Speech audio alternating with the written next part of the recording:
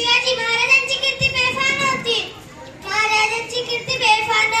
भले भले न फुटला घाम, याला कोण घाली असण दरबारी.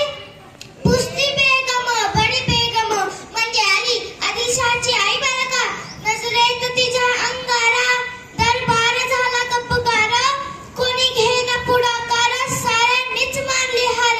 इतक्यात अचानक एक सरदार उठला आणि म्हणाला, हम लागे शिवाजी को. आणि त्याने विडा उचलला. नाव त्याचं अफजल खान. नाव त्याचं अफजल खान. जिथा जगताचं शैतान. खान छाती ठोकून म्हणाला, शिवबाला टाकतं चिरडून. कौतिक झाले दरबाराचे. खान निघाला मोठ्या गुरमीत. त्याच्या घोडदळ पायदळ फौजा फाटले पक्कड. अंगी 10 हत्तींचं बळ, पानाळा कपे चळचळ.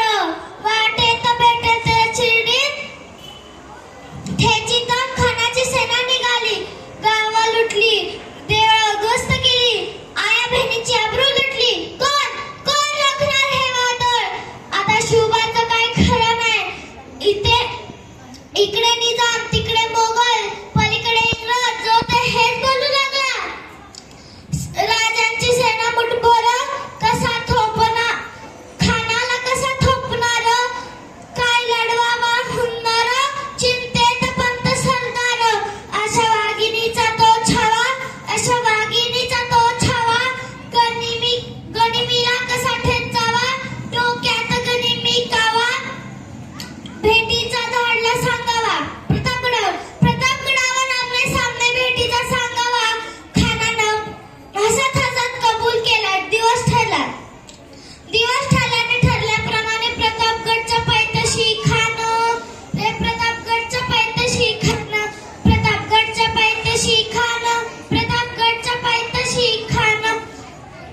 आला बेगुमान त्याला नाही जात. शिवाजी राजाच्या क्रांतीची, शिवाजी राजाच्या क्रांतीची, शिवाजी राजाच्या क्रांतीची. आणि त्यास नाही जाणीव शक्तीची, आणि त्यास नाही जाणीव शक्तीची. काही करील काही कल्पना युक्तीची. हजीज जीजी काही कल्पना, काही करल कल्पना युक्तीची. हजी जीजी. खानाच्या भेटीसाठी महाराजांनी एक शानदार शामियाना उभारला होता. भेटीसाठी